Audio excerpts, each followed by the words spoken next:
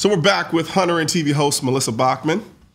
So before we left for break, we were talking about bow hunting a little bit. Well, we were getting into bow hunting a little bit. So now, when you bow hunt, are you usually bow hunting and then do you carry a sidearm, or is it just strictly bow hunting? Usually most states have it where if you're bow hunting, you can't have a sidearm. It depends where you're hunting, but that's one of the things. So a lot of times it's just me and my bow and the cameraman.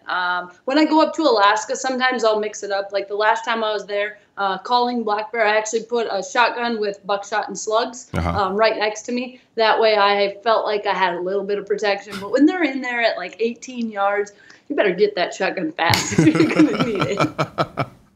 Now, would you consider yourself an adrenaline junkie? I would say so, yeah. Always have been. Again, a lot of it is I like the challenge of things. I like doing things that are, a little bit out of the norm, a little more difficult. Just going up to Alaska and surviving up there for 2 weeks completely on your own, living in a tent, going on. A lot of people, they'd never want to do that. Yeah, like because me. it's real. I mean, if you make mistakes up there at that point, sometimes people can't come in and get you. So you better not make any stupid decisions or it might be your last one. Yeah, I'd be the moron up there trying to use Yelp and Google Maps to get home. Yeah, that won't work right then and there. You're right. So, all right. So last week, PETA indicated that they were going to start focusing on getting rid of hunting and hunters. What do you think about that? Well, I have seen a lot from PETA over the years. I can imagine. One of the things... I think, unfortunately, even a while back, they really decided to go after women hunters. I mean, we see it all over on social media. And I've always looked at that as, you know what, we're doing a good job. Because if you think about what PETA has always done, they've used celebrities. They've used people like Pamela Anderson, all these women, to try to make people think that hunters are these awful people who are about dragging their knuckles on the ground. And then all of a sudden they looked and they're like, oh, my goodness, we've got women, we've got kids, we've got families doing this. We've got a huge organic food push. We better figure something out. So instead of actually making a plan, they just started attacking women hunters.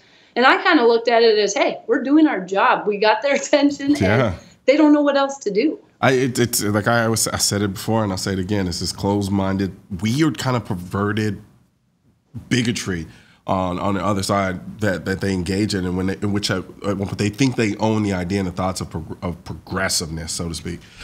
So yeah, you're right. When they do see something that counters a narrative that they've been pushing for years to people who don't really pay attention to the hunting world, and then you get somebody like you to contrast that, it's like, oh, emergency, just throw stuff at her. And then you get this nonsense. So why do you think hunters get picked on as much as they do by the PC police, so to speak?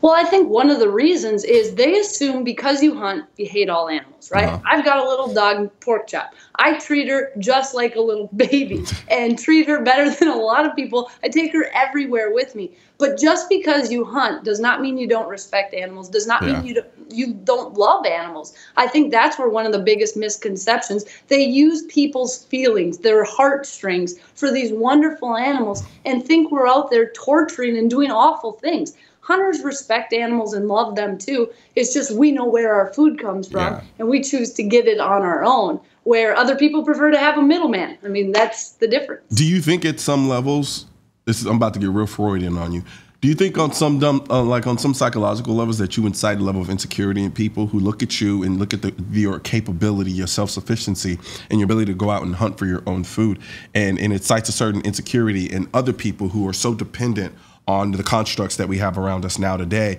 where it's like, oh, I got to go to McDonald's. I wouldn't even know how to do that or what I would do. Do you think that might play a part in it as well? Absolutely. And I think it also plays a part when people, I mean, let's face it, most people are not vegans and vegetarians. And if they are, they haven't been their whole life. So at one point they were eating meat. And a lot of them don't like necessarily how it happens in the slaughterhouses and stuff. So organic food, it's huge. But they're also a little, like you said, they're insecure about, well, I don't really know how to do that. It must be awful. They don't learn any part about it. And without learning about it, they just assume the worst and just go with that mentality. And they don't want to learn. They don't want to ask questions. They just leave it at face value. Hunters are horrible people. and they don't want to think more about it. I mean, I wouldn't want to watch a live pregnancy, but I still like babies. I don't still like it's such a childish mentality to have in many ways. I mean, I have friends. We have this conversation all the time, and it's like, you guys are full of it. You just only like the animals that look cute because you'd step on a roach, you'd kill a rat. And, I mean, it just sounds silly, but it's the God honest truth. But you know, it is what it is. But and they all drive vehicles, right? And when you drive a vehicle, you're going to hit bugs, even though bugs don't have cute little faces. Yeah, my Are you gonna quit my doing vehicle that? is completely square. It looks like a massacre when I go on a road trip. It's pretty bad. But no, thank you very much, Melissa. This was a pleasure. I don't think we got anywhere near where we should have with this conversation. So I want you to come back at some point. Okay. Well, I let's really continue this appreciate you conversation. having me. It's been awesome. Absolutely. Thank you very much. Thank you. So that's it for Seeing Live. I struggle through my little congestion thing that I have going on here, and hopefully it'll get better throughout the week. I'm Colion the War. Join us again tomorrow.